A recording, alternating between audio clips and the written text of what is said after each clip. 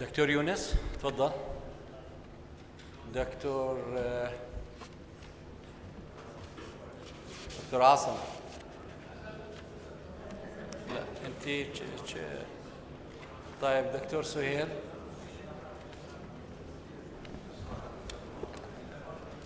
دكتور سهيل حمودي. دكتور علاء عبابنة. دكتور عبد الباسط الخطيب. السلام عليكم. نبتدأ السيشن. في معنا اليوم زميلنا الدكتور يونس. الدكتور يونس سينيور انترفنشنال كارديولوجيست من فلسطين الأبية من جامعة النجاح. He will be talking to us about PCI and protected left main stenosis patients, a retrospective study from Palestine. Dr. Yunus, the stage is yours. Good evening. It's my delight to be here today, and thanks to the organizing committee for having me today to present our study. I am going to talk about PCI in unprotected left main, a retrospective study. كأنه الصوت مش واضح. أيوة. دكتور يونس. صوتك دكتور يونس. مايك. ما كويس؟ كويس هيك. I am going to talk about PCI in unprotected left main, a retrospective study from Palestine. The study is already accepted for publication. As you know, about 4 to 6% of all patients who underwent coronary angiography were found to have significant left main stenosis. The left main is a unique vessel. There's a lot of myocardium dependent on it, about 75%. The left main is a large, highly variable vessel with a mean diameter of 5 millimeter. There's a large caliber discrepancy between left main and landing zones, and it has a large black volume and wide bifurcation angle. This is the first randomized study for left main treatment. They were randomized to medical therapy versus surgical therapy, which of course at that time was not too much. There were 113 patients in the left main subgroup. The follow-up was 30 months. The mortality in the medical surgery was 36%, and the mortality in the medical therapy the mortality in the medical therapy was 36%, and the mortality in the surgical group was 20%. This was the early days of surgery, and the surgery improves over the time.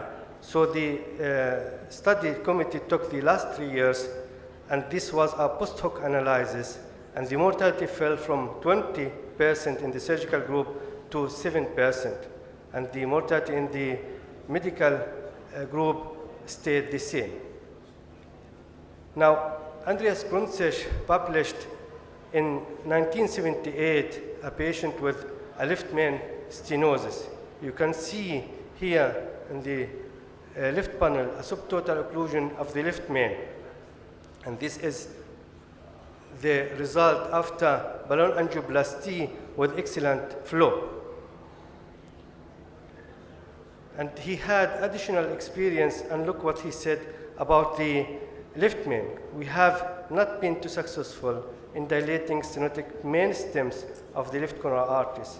It has been difficult to estimate the extent of disease in this area and the presence of concomitant spasm. We feel that these factors contributed to the death of one patient 2 months after dilatation. Actually, he only done 2 patients. One patient died after 2 months, and the second died after 1 year. And this is the first guidelines for myocardial revascularization. You can see PTCA to left main was an absolute contraindication. Now we jump to 2018.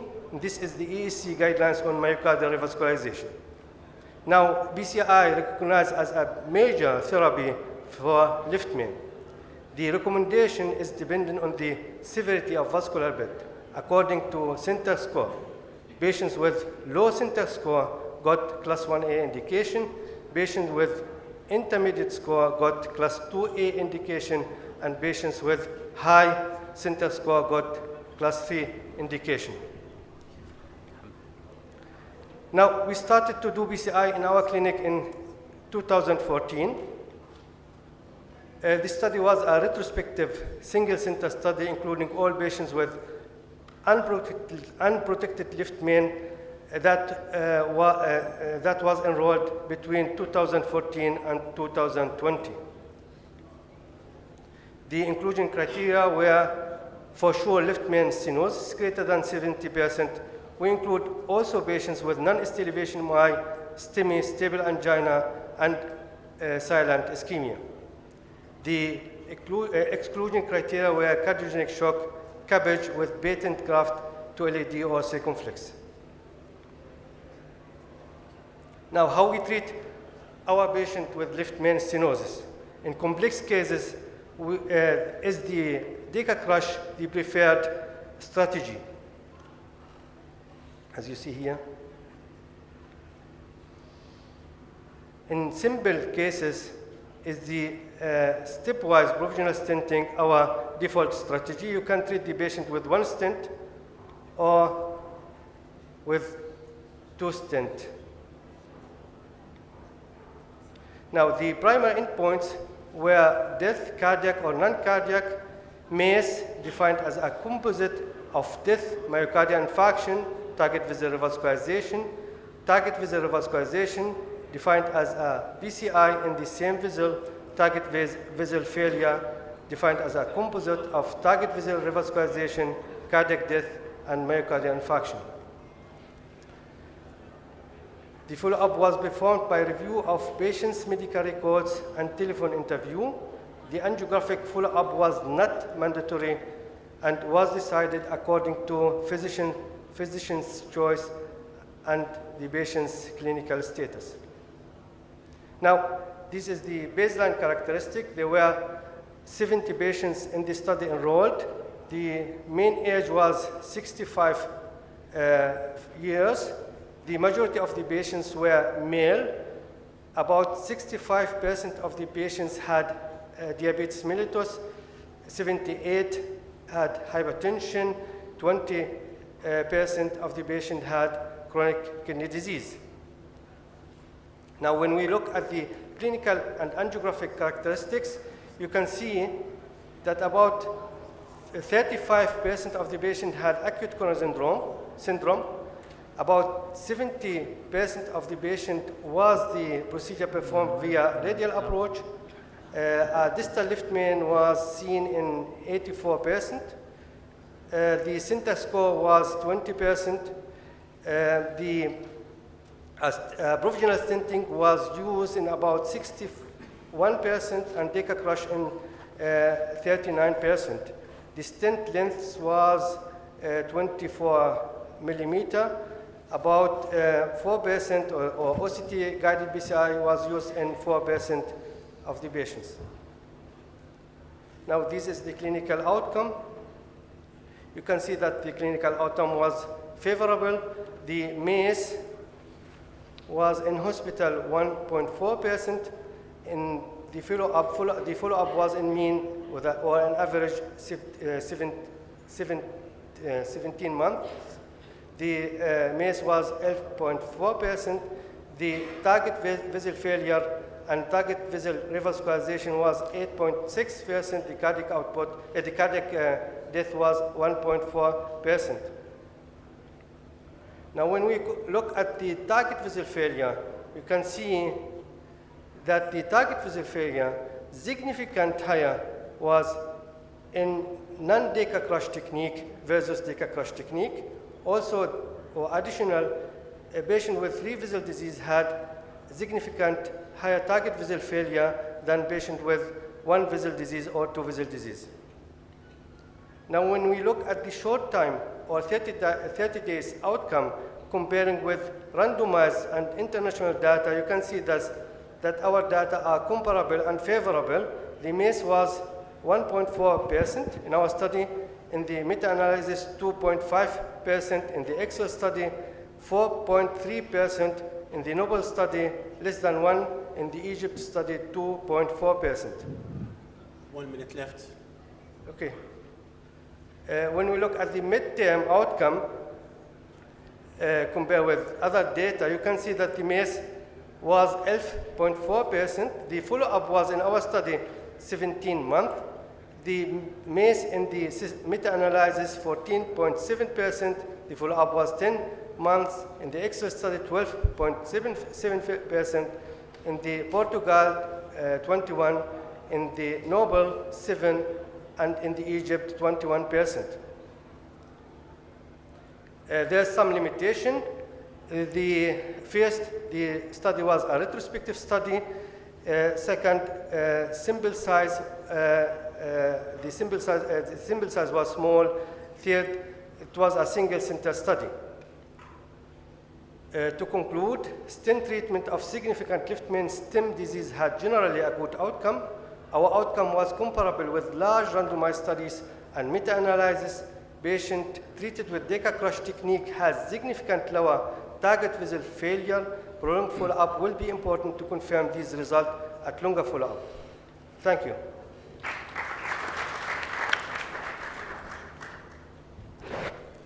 Okay, thank you. We'll proceed with the second case, please. So the next speaker will be Dr. Abdulla Shehab. He'll be talking about drug-coated balloons in ACS as well CCS, right? Thank you. Assalamu alaikum wa rahmatullahi wa barakatuh. Thank you very much, dear colleagues.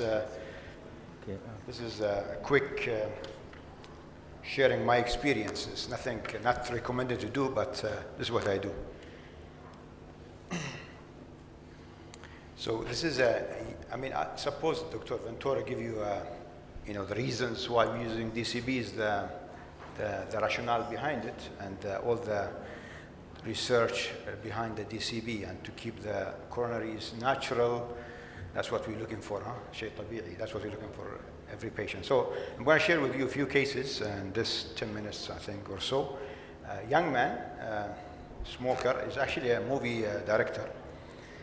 We get a movie director, they want everything beautiful. So this patient's actually having some chest pain. Then this was his non-sustained VT during the treadmill, because I was not convinced about his chest pain, so I did this, maybe mistake. But you see the right coronaries, there are diseases in this man. He's a young man, so there's something going. But you can see the LAD is already occluded.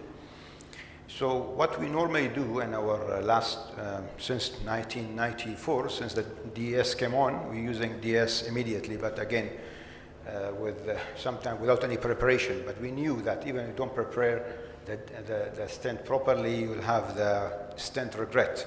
And now people, of course, like the imaging and like the physiology. So it depends, what stage of journey and intervention you are. You come with different approach. But I think nothing best to keep the coronaries native. And since in acute stage, you don't know the background of the patients, you don't know they are able to afford medication, what surgery they're going for. There are many reasons. And again, we have tomorrow. Tomorrow is always coming. So why in a hurry to put something and cage the artery? So these three principles I follow for preparation of the lesions, and of course safety, and when I use the DCB. This is applied to all my coronaries intervention. And then I think should be applied even if for DS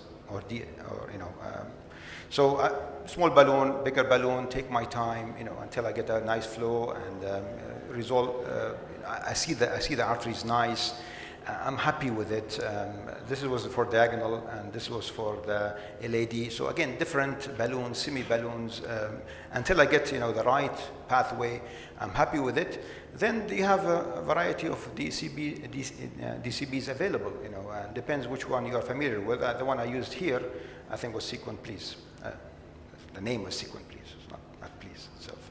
So that was the diagonal, and that was LAD. So different views until I'm happy with that. So that you can see it's not a stent-like artery, but there are some dissection there. But again, patient preferences, doctor, whatever you're going to do, don't put a stent in me. This is director, as I said to you. So this was at the beginning. This was about 2 years ago.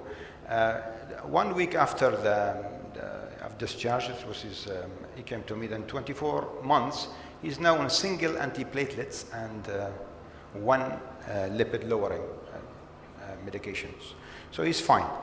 The other guy is, again, is a sport teacher, and he is very looking after him. You know, we talk about the sport is important in our life, but this man is having a problem during the exercise, and this is happening to our players as well in the football. So this guy having inferior.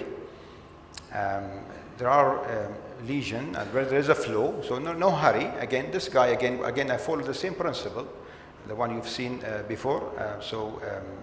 Again, we went with a small balloon, a bigger balloon. We get a flow, so you can see the balloon is there, and then look at the. So there is something there. Huh? You're not happy with. We hurry, put a stent, but again, take your time. Put more balloon, okay, to get this. So between these two, I had more ballooning and DCB, so I had that flow. So what's the reason for me to put a stent after all this? So this is the question we need to ask ourselves. I mean, of course, this has come with experience. You need to start somewhere. I started with the extreme. I started with STEMIs. Of course, nobody starts with STEMIs. When you talk about, if you go to the Euro PCR, they don't talk about the STEMIs, DCB. They talk about CCS, which I'm going to show you as well. So this has come, again, time, you know, once you are comfortable, you can use it in any case. This is, again, follow-up, 3 months, 6 months, 12 months, single antiplatelets, nothing better than this, you know, to have a patient like that. This is something missing there. It's 49 years old man. This one was very funny because actually it's not adherent to even hypertension medication. We're just talking about hypertension, huh? We want that level, you talk about LDL. People in real life is not like what you think. So this patient basically had again, cardiac enzyme is raised, and LAD, you can see, is blocked.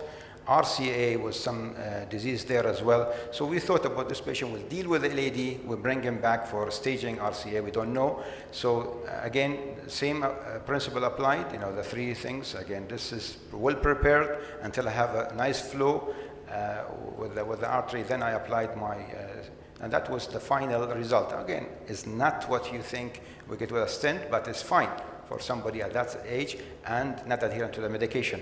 This patient, I brought him back 4 weeks. For what? For RCA evaluation. 0.87 for RCA, so no need. But LAD, surprisingly, look, beautiful. So what I need more than that?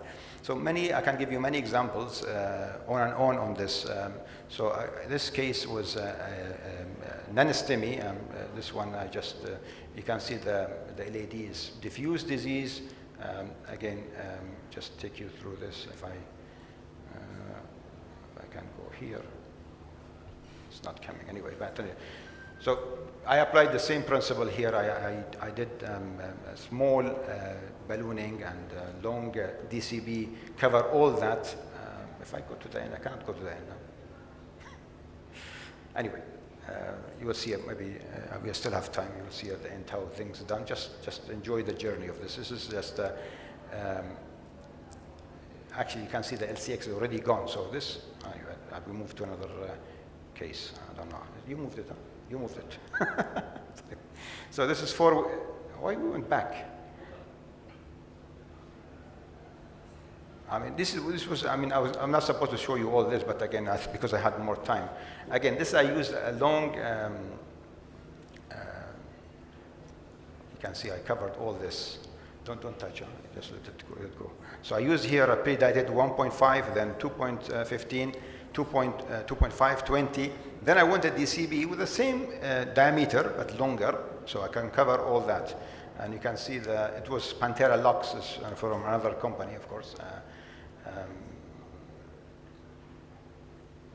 It's not coming. If I had a control here, I would have done this and moved, but maybe I just finish with this case, but let it go. So RCA, this is what I said already. So prepare the lesion. Take about 2 minutes of your time. Don't be in a hurry, and you will see just preparing very small balloon, bigger balloon. That's the DCB I use here, Pantera Lux, and that's the artery at the end. Okay, I'm just because we don't have more time. So these are more examples. I don't want to just all the same actually. This was maybe the last case I want to show you. This is a young man going for operation. He had MI while going for operation. We were going for hydrocele. Imagine somebody going for hydrocele operation. You don't want to put a stent. So the patient had a LAD proximal and distal disease. I was not able to know this case until later on. So I cleaned this was diagonal, of course, then LAD. So this case I had to use aspiration because I was not seeing the road properly. So many ballooning until I get good results. Then I put a DCB in this case, and that was aspiration. And you can see some clot coming out. And the result was not that good to start to say, with somebody with a, but I put a DCB in this case once I was happy with the flow. And I'll just show you maybe the last slide. I have still 1 minute. So that was a long DCB I used in this case. And you can see this is the artery at the end, okay? It's not that bad, okay? But then again, this patient going for operation, and of course I did another balloon,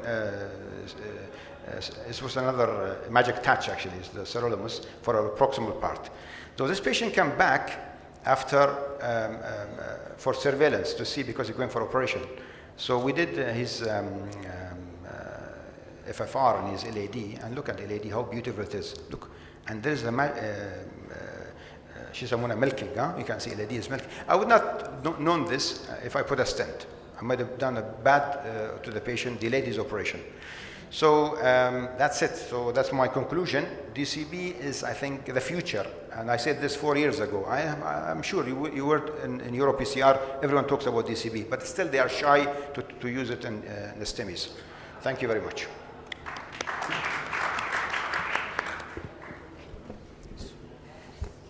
Now we're moving to the third speaker, clot management in the primary PCI, Dr. Asem.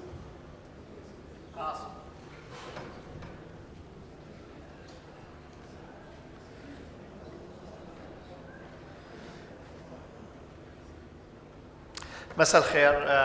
I'll move to my case immediately. Do you have them? Okay. My patient is a 38-year-old male. He's a heavy smoker of 2 packs per day. Obese, his body weight is more than 120 kilogram. He had no history of diabetes, hypertension, or dyslipidemia, and no family history of premature coronary artery disease. He came to the clinic at around 3:30 p.m. With a severe chest pain and sweating. He was in the ER the night before for epigastric pain and abnormal electrocardiogram, but he declined the admission and went home against medical advice. This is his clinic ECG. As you could see, there is an ST elevation, not very marked, but there is an ST elevation lead 2-3 AVF with R wave in V1 to V3 with ST depression. So this is an infra-posterior wall myocardial infarction. In the clinic, he had stable vital signs. He was given 2 tablets of aspirin and loaded with a 600 milligram of clopidogrel. This is what I have in my clinic, and sent to the cath lab for emergency PCI. And I'll show you his coronary angiogram. Okay.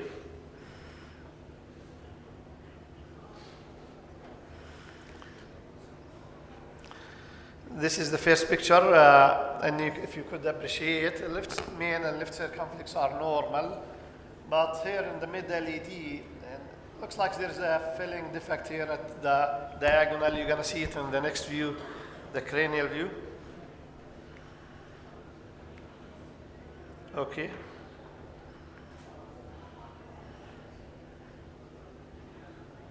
Again, if you appreciate this area.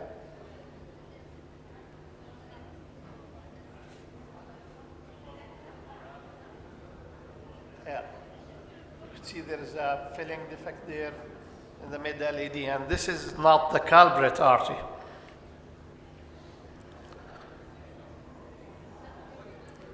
This is his next view again, just stressing the same point, non-obstructive thrombus in the mid-LED at the origin of diagonals. And this is his right coronary. Totally occluded in the mid obviously there's a very large occlusive thrombus at the mid of the RC. So obviously we went for primary BCI and intervention. At this time in the cath lab, he was given 10,000 IV heparin. Also started in 2B3 antagonist tyrofibam. This is what we have in Jordan, with the first bolus given inside the coronary, intracoronary. This is a cyanoplu wire, yani passed relatively easy across the lesions. After the wire, you could appreciate some flow, antegrade flow, but still there is a very big, large thrombus in the mid-RC. So in the beginning, I tried just to balloon it with a simple balloon to 515. Couple of inflation in the mid and more distal at the staining. This is after the ballooning. So not much of a good flow, still resistance. So I decided to go with aspiration catheter. You can see the aspiration catheter there. And do a couple of passes with aspiration catheter. I put 2 wires, second wire in the PLV, just try to protect distal branches if I got embolization from a clot. And sometimes I do this, I change the aspiration catheter over both wires, trying to get maximum clot out as much as possible.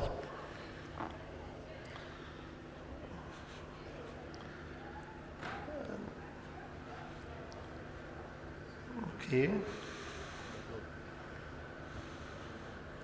This is the catheter. This is from Medtronic export catheter.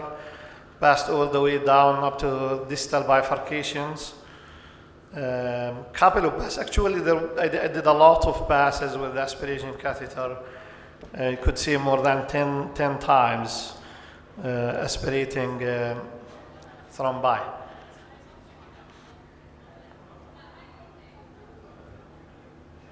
And this is after the aspiration. Still, there's a clot in the mid, maybe in the distal, but better, slightly better. Went back with a bigger balloon. It's a 3.0 this time, inflated from distally to proximal, and went back after the balloon again with another attempt of aspirations, all the way down.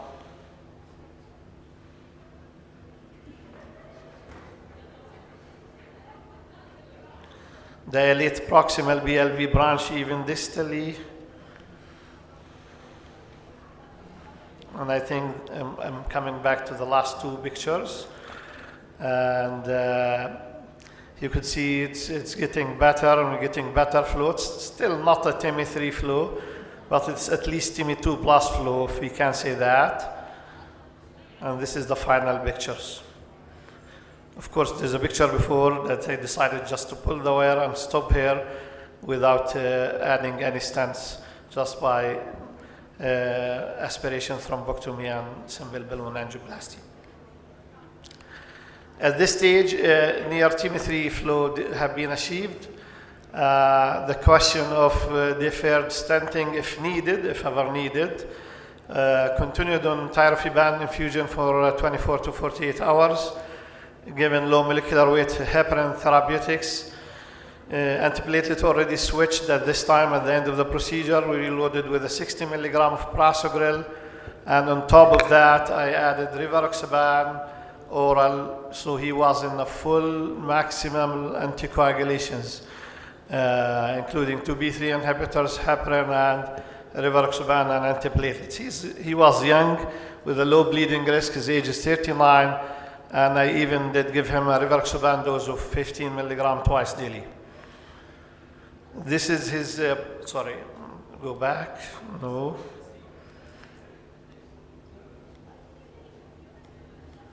شكل رجعت كتير بس خلينا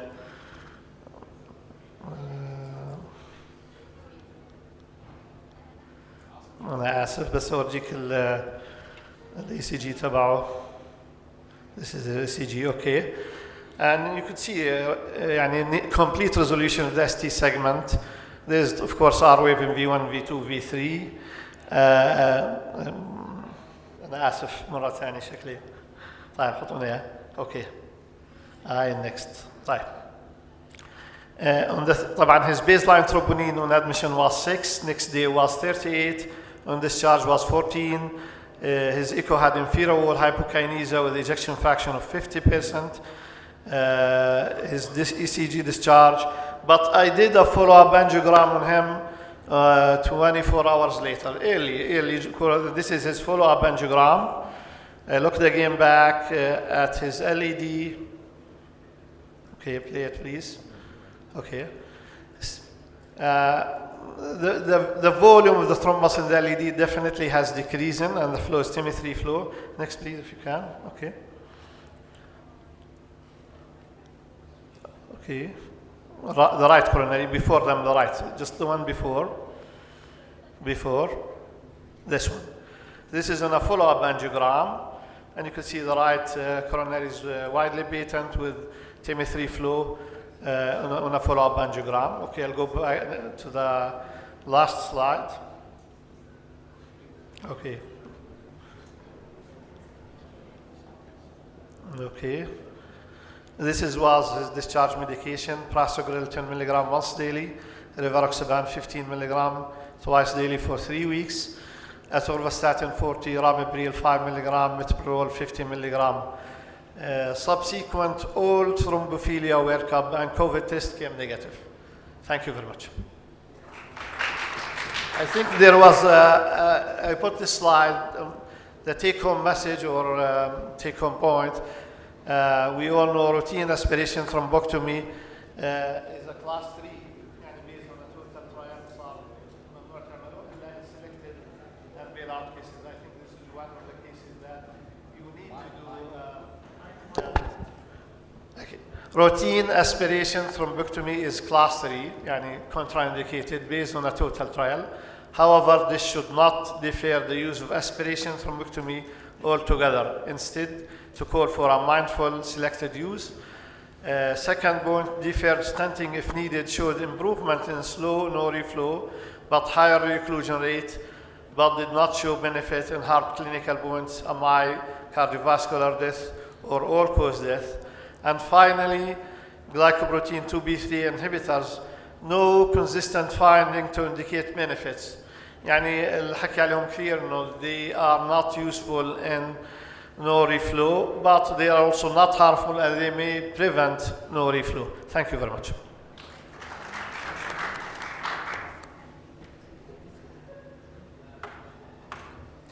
Okay, the next speaker will be Dr.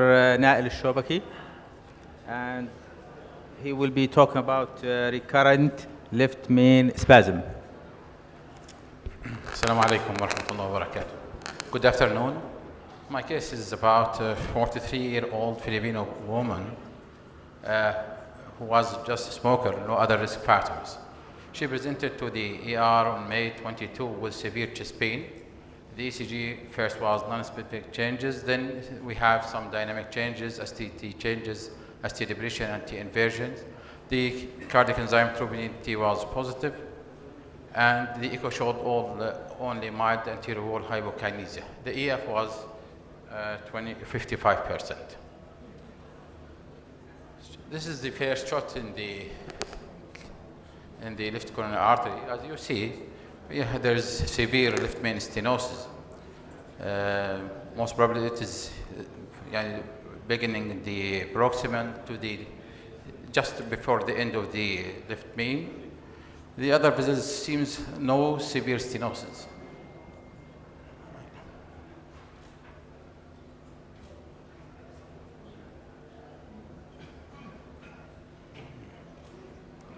Say it again.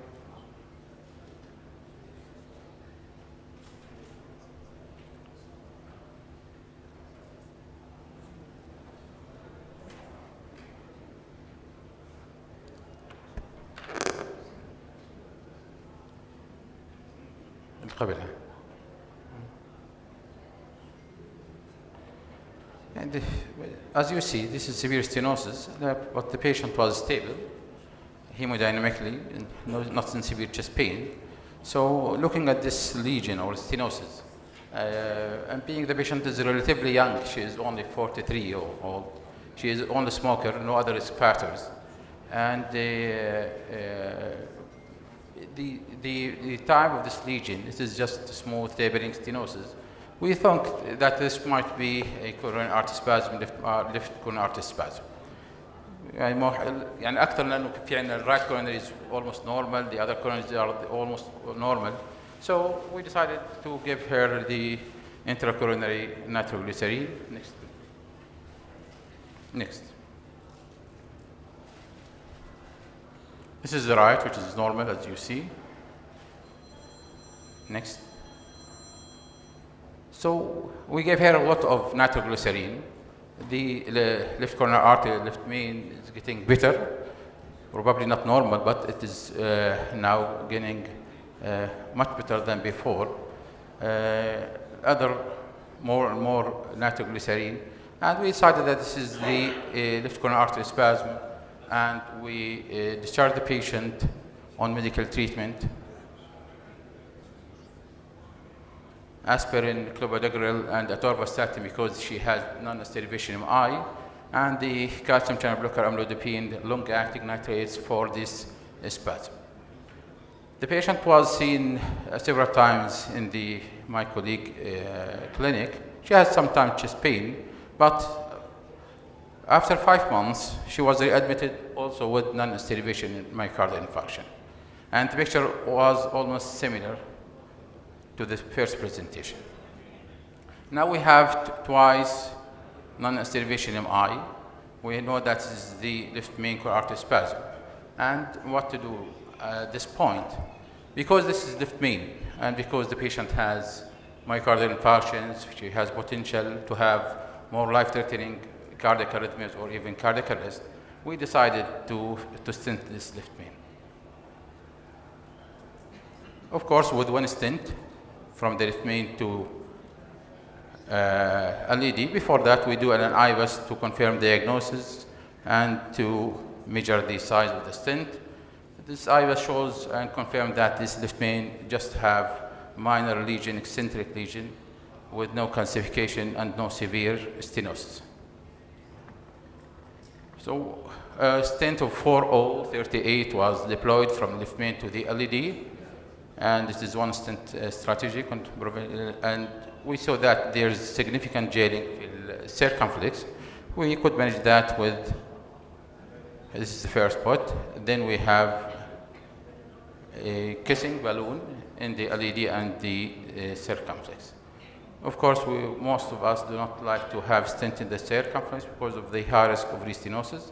So this is the second pot, and confirmed the good result by the echo, and this is the final results by angiogram. We think this now will deployed, and this is the LED also have good result. The patient was discharged, I think, 1 or 2 days later. She is now visiting the clinic regularly. She has no more chest pain. So the coronary artery spasm is identified as sudden vasoconstriction of one or more coronary artery causing the visual occlusion or near occlusion. The typical presentation is variant angina, but we have other forms of acute coronary syndrome. It may be presented as silent ischemia, non-asterivation MI, asterivation, ventricular arrhythmias, or even cardiac arrest. This depends on the duration and the severity of the spasm. Previous reports showed that up to 30% of patients who presented with acute coronary syndrome, they have no significant stenosis.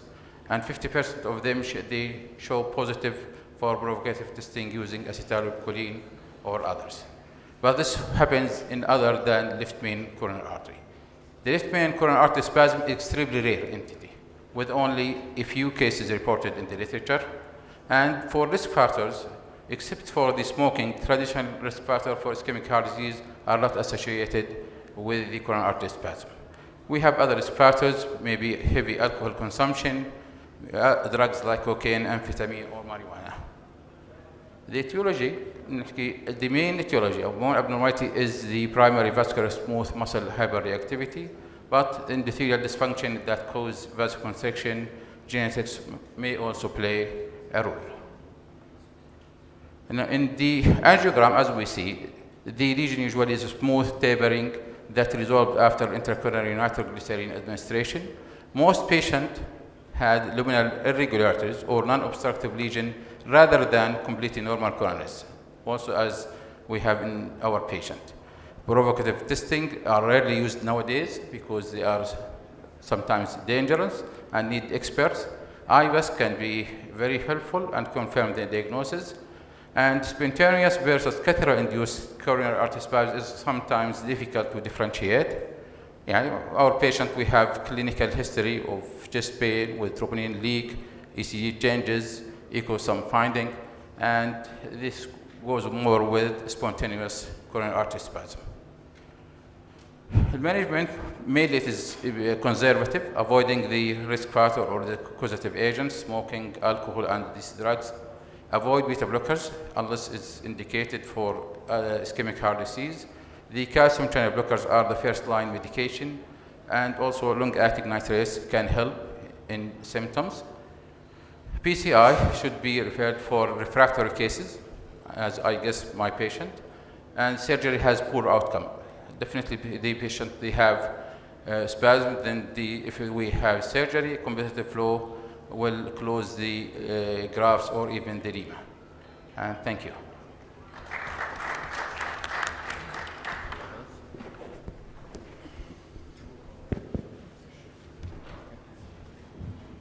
Thank you very much. So now we are start the discussion. So I'll ask my panelist, our panelists, is there any comments? I have a question for Dr. Asem. There was clot in the LED as well to the right. What was the etiology here? I mean, did he have like AFib, atrial fibrillation? Is he embolizing or? I mean, to have two clots LED. If I had known the etiology, I would have put it for you. All thrombophilia where CAP came negative. I really don't know why he had a thrombus in the LED and a thrombus in the. He's just a heavy smoker and obese.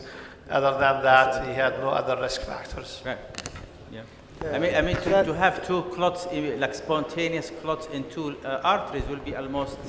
It should be. It must be embolization. Some AFib or something. It's embolization. سويتوا transvagal echocardiography. Transvagal echocardiography. What is it? TE. TE. Paradoxical embolization. Of paradoxical emboli, maybe. No, just simple echo. I did not do that. Okay. Yes. Yes. Dr. Abdullah Shehab. Okay. Two fast questions. First, if you have recanalized STEMI patients, we always see some cases recanalized, for example, LED, and the lesion is not so significant. So do you advise in this scenario to wait as we did nowadays, or you just do DCP, for example, maybe more helpful? Dr. Umar, thank you very much. I don't understand what you mean by recanalize. Just recanalize? Just recanalize, and the meaning is 40-50%, for example. There's something there. So you leave it? No, I don't leave anything behind, you know. So I try to treat that, yes. That's what I do with a DCP, because it's not a stent. I'm not worried. Number two, there is any tips and tricks in the sizing of this DCP, especially you 1-to-1 or you are less than 1-to-1? That's it. That's 1-to-1. That's what I do. But you need to take your time. Don't be so aggressive. Don't be so in between. When we were decided to put a stent after you do balloon angioplasty, and you have dissection, sure. Some dissection is when we decided to put a stent. Right. Okay. The teaching is to do the stenting for those who have dissection C and above. Okay, that's what the teaching says.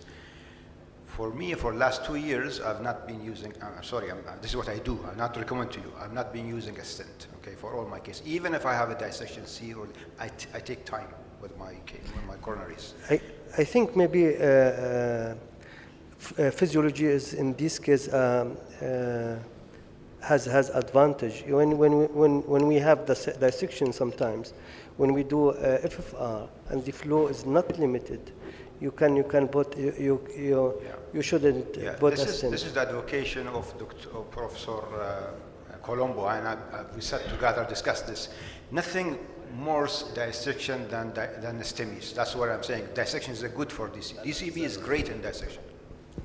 One more question, since I think the recommendation for DCB.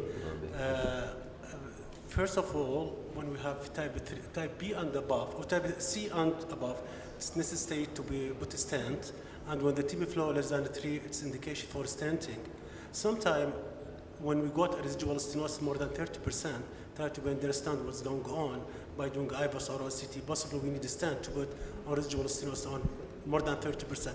30% acceptable. Type A, type B dissection acceptable. TB 3 flow, TB 3 flow, less than TB 3 flow, TB 2 flows, indication to put a stent. I want to congratulate you because of you got very brave heart.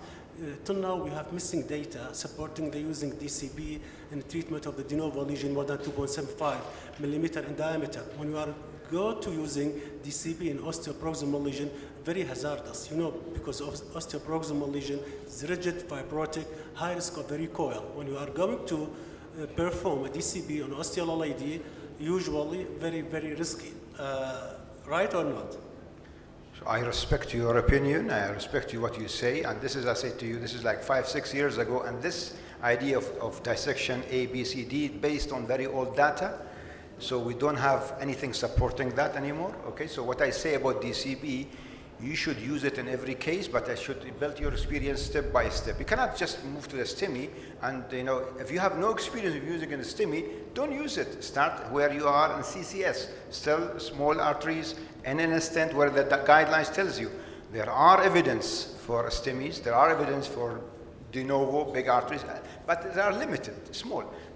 For me, it's enough to start and use this. So we try to abuse your information in the DCB, please, okay? I want to ask you, is there any difference between paclitaxel-based DCB versus limus-based DCB? Okay, I wish Dr. Prof was here anyway, so there's no much difference between the two. The sirolimus moves to from intima to advantia, okay? So you have distribution everywhere. For the paclitaxel will accumulate in advantia, that's where you get the positive remodeling. After 4-6 weeks, you get positive remodeling. More with paclitaxel than sirolimus. So what you prefer in I daily practice? I use 7 of them. I start most of my cases with paclitaxel. Okay. Dr. Shehab, how often you saw cases when you looked at the end result with the DCB, you consider it fine, and then later on they came back with occlusion, with acute syndrome? Did you see that? I've not seen it in my practice, but I've seen it with other people. But again, all depends, doctor, on preparation. If you are not prepared your lesion and you're not happy, don't use DCB. But for me, until now, all my preparation been great. دكتور يحيى تفضل دكتور يحيى. Thank you. Quick question to Dr. Asem, quick question to Dr. Nail. Is this patient, Dr. Asem, is this patient screened for homocysteine level?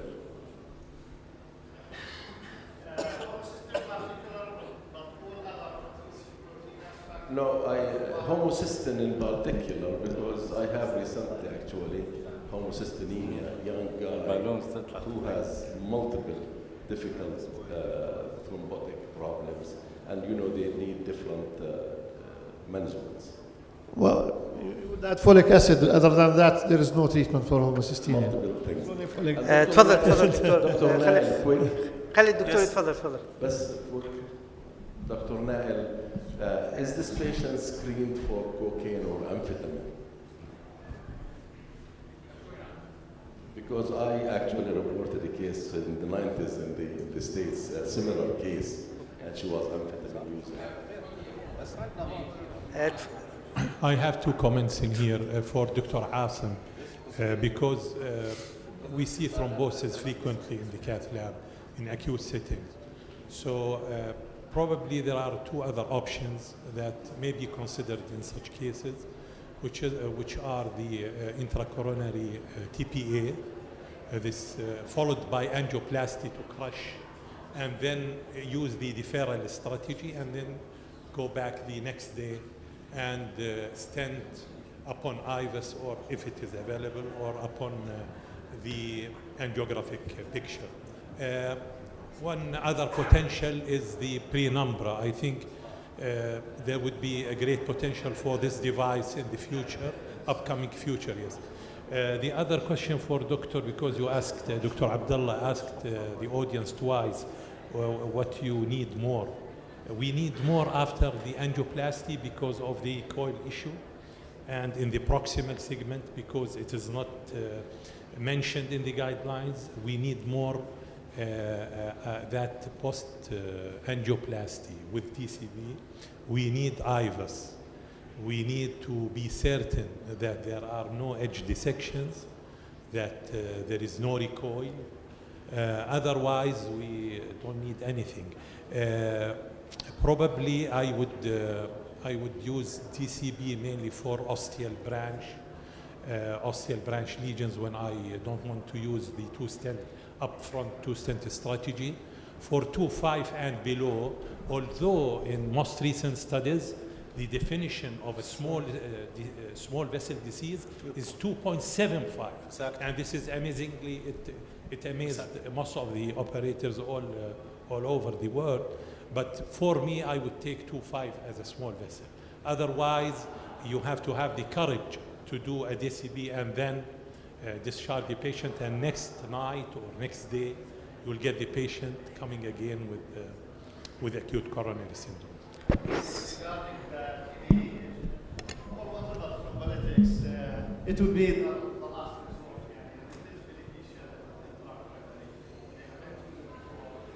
Had I not had TB3 flu, I would probably go for as a last resort. Penumbra, what we have, I thought in Jordan, is manual aspiration with two catheters. We don't have mechanical aspiration. We don't have penumbra. We don't have angiojet. These are the mechanical aspirators. Do you have a Dr. Adel in Saudi penumbra? Last PCR, I saw they told us that they will be marketing it in the but the penumbra, the first use of penumbra outside US was in UAE. I was the first one who used it. So now, with regard to imaging, Doctor, I respect. That's the whole idea of using DCB, is to forget about imaging. Imaging business is for stents. So if you bring imaging, what's the point? What's the cost? All these hassles, forget about it if you're going to use DCB. I think you have to build your experience, start where the guideline says. Again, guidelines 3-4 years behind the research, behind our practice. So that's what I want to say. Thank you. Sorry, Dr. Asem, you can't stay in your seat. Sorry for you. Sorry for you. There's some tips and tricks in the primary PCI. Once you are wiring the lesion and there is a flow, very preferable to go by direct stenting. No need to go by a balloon dilatation and then go by your aspiration catheter. This will be increase the risk of distal embolization. So you get flow, you direct stenting the lesion. This is the first tips and tricks in primary PCI. Secondly, intracoronary thrombolysis have been supported recently by a lot of clinical trials, and especially when your patient young and presented with less than 4 hours of presentation. Otherwise, if your patient present more than 4 hours, elderly, middle age, it's not preferable because the risk of the myocardial rupture significantly increased. I think your patient was very eligible for intracoronary thrombolysis. Based on guideline, based on the clinical trials. Okay. Regarding your first comment, conventional BCI and stenting versus aspiration thrombectomy being studied in a trial. The first STEMI, no difference in target lesion revascularization, no difference in the clinical endpoints. Only difference that you may have is you have a slightly better resolution of the ST segment with primary stenting and less in-hospital death. But overall, there was no difference. And this benefit is on the expense of higher risk of no reflow and distal embolization when you consider primary stenting, especially if the patient does not have a full reserve from other circulation. So each has its own pros and cons. What matters at the end, you establish flow. If you can establish flow TIMI2 or 3, which this is very prudent if you adopt a defer strategy. If you can establish TIMI2 plus or 3 flow, then you can go for defer strategy. Otherwise, I would go for primary stenting. Wow. TBAs, neurolytics, they are costly. We think in the cath lab before we use them, and the average cost is 1,000 GD if you use it.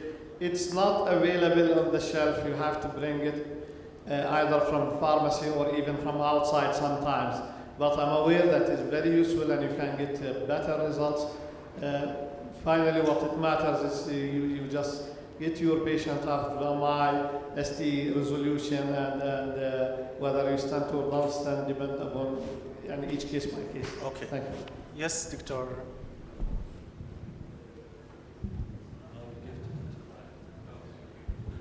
Thank you. Good evening, أول شيء ويعطيكم العافية. Excellent lectures, and I think Dr. Shehab gave us something to argue about. So we lived in the era ourselves, most of the people in this hall, in the era of balloon angioplasty, and we had dreadful times. So we moved to the stents, and we thought we had the big inventions. And now we are getting back that the stents are not too good. Let's go back to the balloons. My question to you, do you think that the drug-eluting balloons have a different mechanism than the regular balloons in attacking these lesions acutely, not subacutely or chronically? Yeah, I think we'll wait for the professor to be here to give you the answer. I've not done research on this field, but I've done the practice. The practice of this is being great. I mean, the balloon is different than before. The balloon we used in the past, different than balloon we're using now. And we have everything actually different. We have all the drugs on, all the latest. So why we don't go with the innovation and preparable? I mean, nothing better than preparation, Wallah, Doctor. I mean, once you prepare the lesion, you say to yourself, why should I put a foreign body in that artery? Why? What's the reason? You ask yourself. You're going to jail this. And people now talk about this by absorbable things. Remember, they're now coming with this again. But again, why should I use that one, which is not affordable, it's expensive, 3-4 times, and again, at the end of the day, you still have a stent thrombosis. So if I'm able... An answer. Is that the stents which were drug-eluted with paclitaxel, they didn't have the optimal results. That's why the market shifted to the sirolimus and sirolimus derivative drugs. Now they try to put sirolimus on but because it is hydrophilic and the paclitaxel stick to the wall, there is still debate about the efficacy and the restenosis rate after using these drug-coated balloons, and because of the studies which were, which were done, and they showed that drug-eluting stents, they did much better than DCBs. Randomized trials, which were,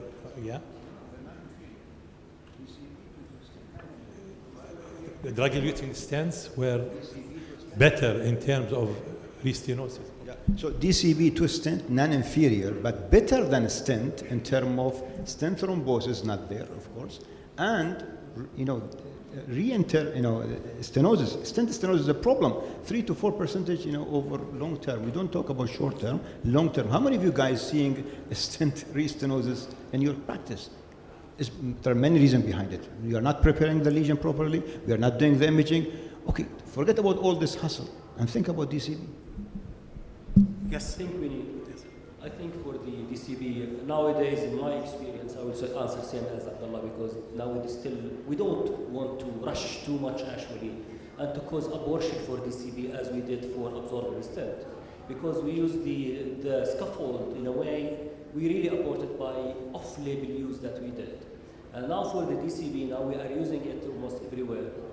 In my practice, I do it 50% of my cases actually. I do DCB and 50% I do DCS these days.